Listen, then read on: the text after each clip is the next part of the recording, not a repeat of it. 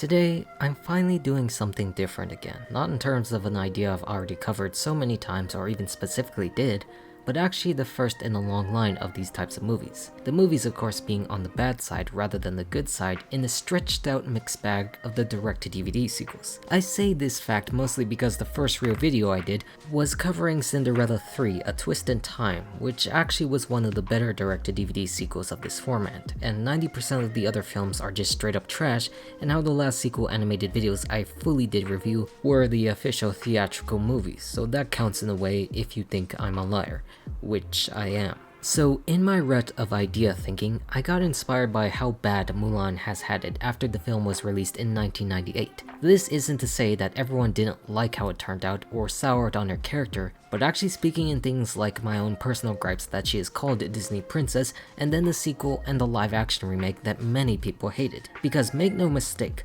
I love Mulan and hold it in such high regard for its setting and its main character, but content extending around Mulan has never been the best. The live action film, of course, is the most hated and most disgraceful thing they've ever done up until now, with a film that removes any relationship that most people would have had with the original, creating something so lifeless that it was even rejected heavily by people in China, removing music and creating some weird mystic plot that doesn't even match what was originally told. It was also a film that was poorly edited and sometimes even poorly shot in my opinion, with its visuals that wouldn't even in my mind match what the original film was telling to some degree, or compared to most other live action films, this sadly took the essence of the original film out when the others would still retain their base identity. But obviously, we are not here to talk about that film and its grievances, even though it's very compelling to do so, where we are instead focusing with the earlier option of Mulan 2, as stated in our early focus of direct-to-DVD sequels. Because this film is one of the lucky ones to get the ever so terrible 0% score on Rotten Tomatoes, the agreement on by every critic that the film is objectively bad. I mean, I don't think this actually matters since it's not saying much on this site that only consists of 5 critic reviews, but audiences really didn't even like it much either. As if most of these films could even be deserved to be liked the older you get and realize your childhood was filled with failed crappy movies. Where this peculiar situation got me reinvested in this film I watched a lot during my childhood, never really looking back and honestly didn't think it was bad until I watched it again for the first time in a long time. And it's a film where its animation isn't that bad either, and probably one of the best for its genre of its type of films when it looks almost similar to the original, a fact that might have came out from being outsourced to Walt Disney Animation Japan and other companies rather than the traditional Disney Toon Studios do it like you would normally see the pilot TV show movies. But unfortunately, that's the only thing you can actually praise about the movie, which, to be honest, is still better in every form than the live action film, as even Chinese reviewers would agree with that looking at these two film scores. But the plot of Mulan 2 revolves around an event that takes place a month after the original film, with the emperor wanting to form alliances against the threat of the Mongols after the Hun were defeated. Ones involving new characters of the princesses who are bound to marry the princess of Qui-Gon, or Qui-Gon if you want to pronounce it that way. And if you already guessed it, if you read the title of this video, this is yet another movie that is just giving characters love interests and romantic relationships that they never had. That the entire goal of this movie is to be a love story, which was never the case in the original Mulan, changing focus from individuality to duality. Of course, it's not as big of a deal compared to Hunchback 2, where they had that as the sole reason for its existence, and our main characters and Shang and Mulan are already a couple, but this is still the main driving force for the movie's plot to proceed, a time when Mulan is praised as a hero by many of her fellow citizens and especially the children in the opening part of the film, who gladly trains them with lesson number 1, being the opening musical number of the film. It's a song that deals with the concept of yin and yang, that all elements must work together in harmony to be effective despite their differences, and tying itself to the relationship between two people, where if you're not balanced or different in opinion, that will ultimately fail. Once again, Mulan has most of the original cast of the film back in this instance, like seeing Ming-Na Wen voice her and then having Lea Salonga do the singing parts. And what I would like to focus on in this part is how the music in this film is more musically inclined. And I know you're probably thinking, well, duh, obviously that's the case like many other Disney films, but I'm actually talking in terms of how Mulan itself that feels different from the rest of the other Disney films or musicals. struggles. In the original, the songs and the music are more serious, trying to take place within the theme of the choice like her reflection, or Shang making a man out of you, or a girl worth fighting for, to get the army more spirited to fight for something rather than marching to our deaths for nothing. But this film, like most other light-hearted films, takes a more different approach that is safe or mediocre in my case when comparing the themes together, and why this is a bland romance story instead. This isn't saying I don't like the music at all, but contrasting its attitude that makes it more bubbly within its setting. But at least it's still more than enough than a remake could say to just wipe that out like the concept of the soldier singing wasn't even realistic at all, when that's never the case in real life as seen by several cases. Like seriously, that was probably their only chance to put any life into that film even though it's real, and they failed at that task. But considering that the war is now over and that we get a chance to wind down, the music is more elevated to a degree within the nature it knows how best to be when newly promoted General Shang comes back to propose to Mulan. And with that comes celebrations all around, including Mushu at first, who is not actually voiced by Eddie Murphy in this film, but by voice actor Mark Moisley, who had doubled for various other actors like Arnold Schwarzenegger, which fortunately to his credit, he's actually been the more official voice of Mushu than Eddie Murphy himself, appearing in everything outside of the original Mulan. Someone who looks far from the likes of who you expect voicing him, but still to his credit does a very fantastic job at portraying that. But the point at hand with bringing up Mushu is the one character that derails this entire film and makes it a horrid mess that you shouldn't watch. The reason for this starts at the very beginning of the film, remembering that Mushu is the guardian of Mulan's family, and because of that, he gets special treatment from the ancestors despite their resentful attitude towards him, annoyed at his antics trying to be treated like an emperor himself. But during his announcement to the ancestors that Mulan agreed to get married to Shang, comes celebration on their part, giving him the pink slip that would fire him as a guardian. This story comes from the fact that when a woman marries, the man's ancestors would take their place as the new guardians rather than someone like Mushu, who worked hard to get there going from Gongringer, effectively being demoted back to that position if this were the case. So alongside this romance plot, as we will discover, we see that the other main focus that this film attempts to do is revolving around Mushu losing his guardian status, not knowing if he will attempt to keep it by any means necessary. It's framed in this perspective where you would probably think to sympathize with him as a character, but knowing his character now, when you get older, and the fact that all the ancestors are literally ancestors of Mulan herself, the actual bloodline, Mushu is actually a very arrogant character. Sure, he helped and formed a bond with Mulan herself as her best friend, and that's clear, but his attitude towards the ancestors and everything else creates a conflict where you can't trust him having as a good heroic character. So even though he's being taunted and laughed at, we understand it's actually justifiable because of the way he treated them, rivaling against Mulan's very, however many great grandfather. But thankfully in his case, for the rest of the film, it's delayed by the request of the emperor, who wants their help against the potential threat that the Mongols face, before her parents give them both the necklace of yin and yang to impart the knowledge of working together, reminding them the truth in this relationship of being different, all within the background of Mushu, who now can concoct a plan to break them up. This is not about my pedestal. This is about Mulan making the biggest mistake of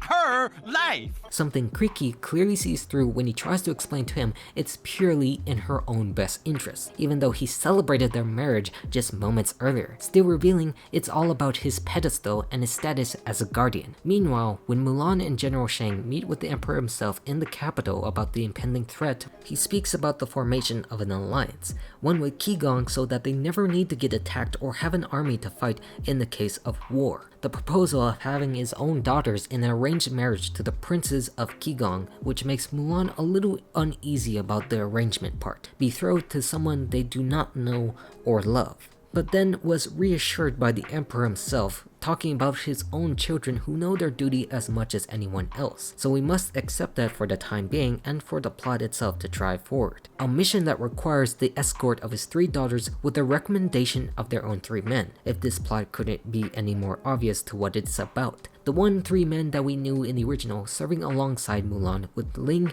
Yao, and Chen Po. 3 men who hadn't had the best of luck returning to meet women and singing about it in the redux version of A Girl Worth Fighting For, continuing exactly where we left off song-wise in the first film to What They Want. The bigger difference here, besides their own personal taste in the lyrics, is the fact that Ling's voice actor, Gary Watanabe, does both the singing and the regular voice acting for him. Because in the original film, the singing portion was provided by Matthew Wilder, who wrote the songs of Mulan and is more notably known for the song Break My Stride, which is actually on par for the course for most of these sequels, having their original actors take a larger part in their own roles, mainly singing in this instance, as seen recently with Tamora Morrison singing as Chief Tui in Moana 2 instead of, someone else. Again, with this song, it just feels more musically inclined in the film based upon their own personal relationship, on the fact that it's just singing about a girl that they want. But that is interrupted to the happy surprise call by Mulan and Shang to join them on their dangerous quest. The contrast between the three stooges and the three princesses who show grace and respect for their guardians on this very journey.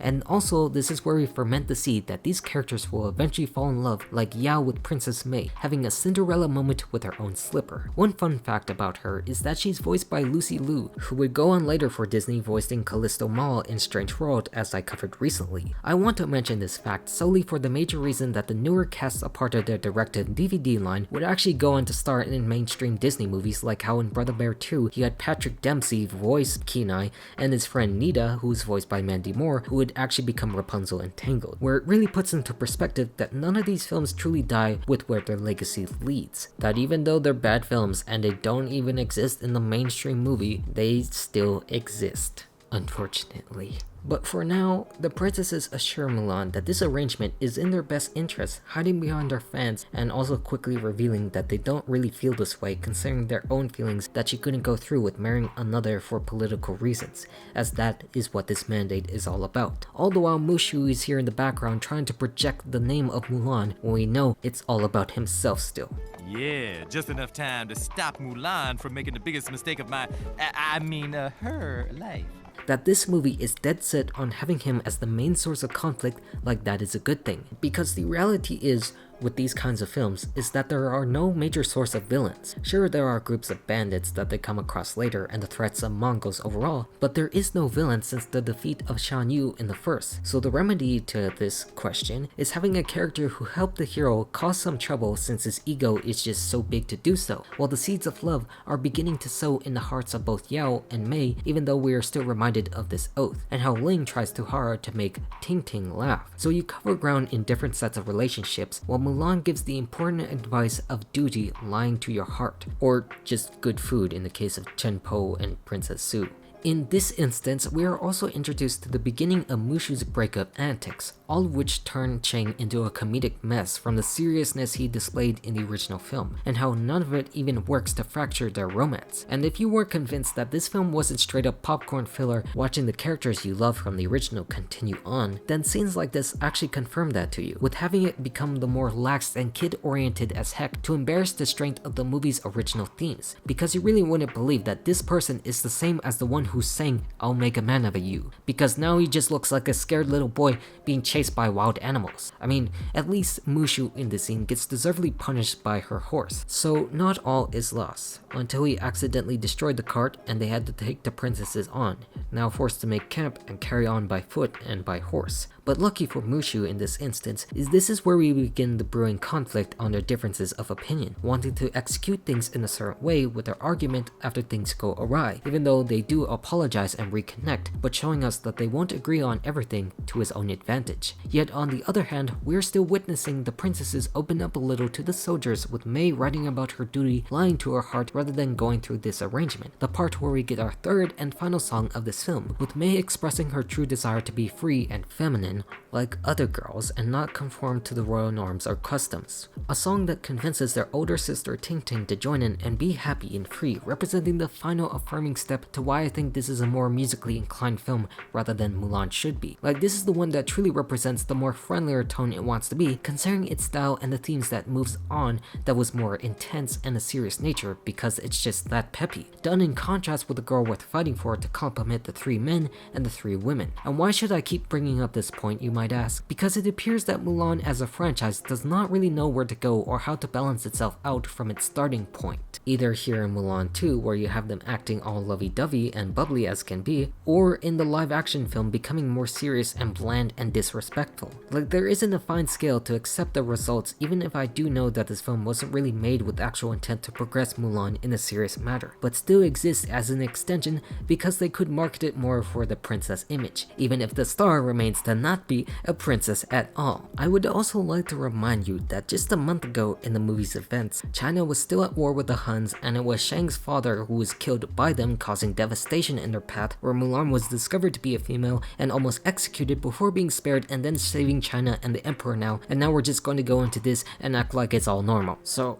even though you know what kind of film it is, it's just a little weird that events in this film are playing out like this, acting like tonal whiplash from its base event, even if the intentions are to be a harmless, fun adventure. It's just embarrassing to witness, because this is the only thing that they wanted to write for the film, having Mushu commence Act 2 while Shang's sleeping, making stick figures of Mulan to convince him that she's gossiping behind his back to the princesses, convincing him that this is the fact that is true. And this is where your frustrations about Mushu start to really boil, like questioning why they even thought about this movie at all, because this little red dragon is really pissing me off, trying to break a French relationship for purely selfish reasons. Like, am I supposed to agree with this? Well, the answer at the end of the film is clearly no, but still, is this the best direction that you can give for this film? Because they're just fighting over nothing, like Mushu says, and it's all his fault and makes things lazy rather than actually interesting or emotionally compelling. That it's just unfortunately all driven by one dragon who still wants to continue being pampered by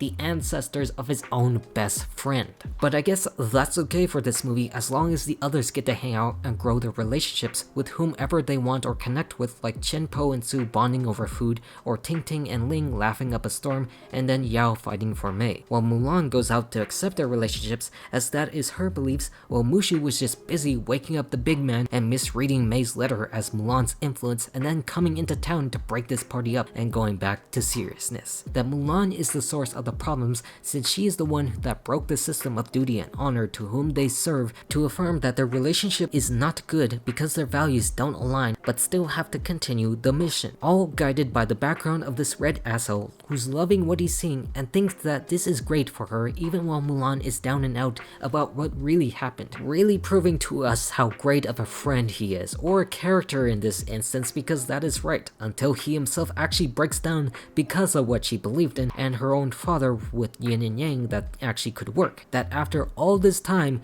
he just couldn't keep to himself now with how he values Mulan and expresses guilt that everything was his fault. All those problems, they weren't us, they were you. Which is rightfully making Mulan angry, that every problem they face were caused by him because he wanted to keep his job, if you can even call it a job with how much pampering he got at the beginning. Like, now you're getting to the point where this is just the biggest waste of time in the entire world, that Mulan suffers when it leans too much on Mushu's relationship, or just doesn't even have it at all, that contains the biggest source of the problems to why these subsequent films just don't work. Too much of him becomes annoying, too little of him, or none at all, becomes boring. Because did you really think that the relationship was going to be tested? No, because this is a direct-to-DVD film focusing on how much others love each other, and that's it. The only major threat is the bandits in this scene, preventing Mulan from temporarily saying the truth, defeating some of them while rescuing Mei and having the others leave so that it can cause some sort of emotional moment. The one where we forget about these arguments that we had in the beginning and go back to square one with them having to be sorry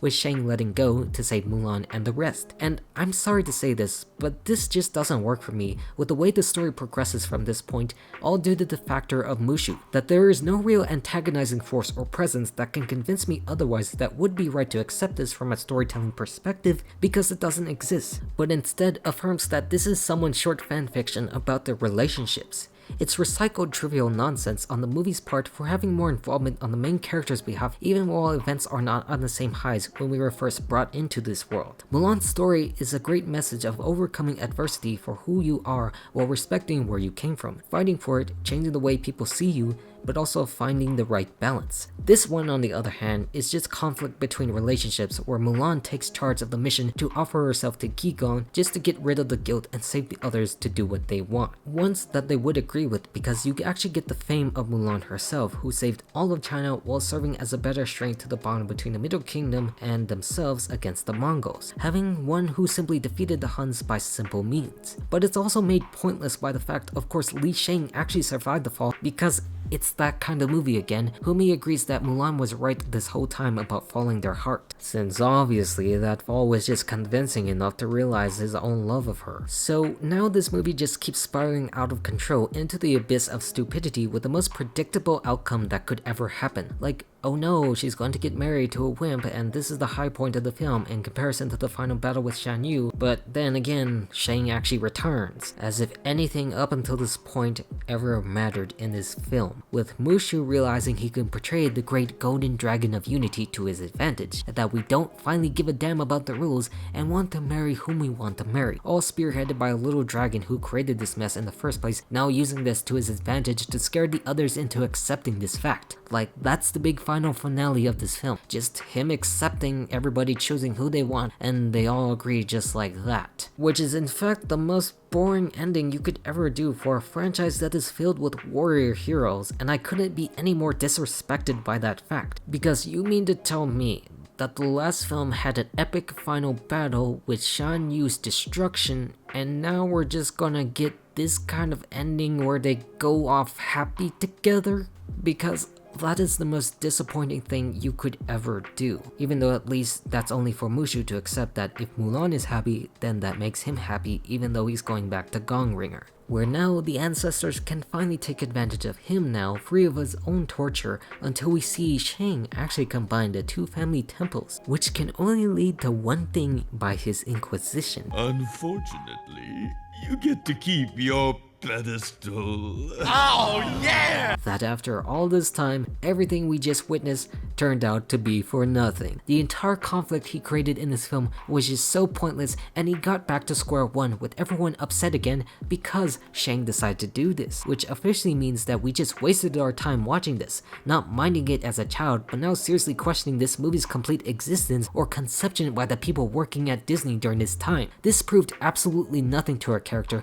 and remains to be a blemish within the film's beginning, the same way it started, having himself pampered and treated like royalty over Mulan's own family, which is very unfortunate knowing the aspects of what Mulan was originally about and the fact that they canned the sequel to this film that was going to be written by the original writers of Mulan, a fact that actually happened before the movie even released, which leads me to think about this entire process behind even making these films at all. Sure, we obviously know it's money, but what is the driving factor to make plots end up being like this? It's just so degrading to the experience of why people even deserve to love them in the first place. So unless you want to continue seeing the original Mulan's adventures, or like the characters becoming degraded, there is no reason to actually see this film. It is just simply insulting to the legacy of it, with bland hollow morals and messages with a plot that does nothing within the background of its overarching supposed threats. But to close this all out, at least it's still better than the remake.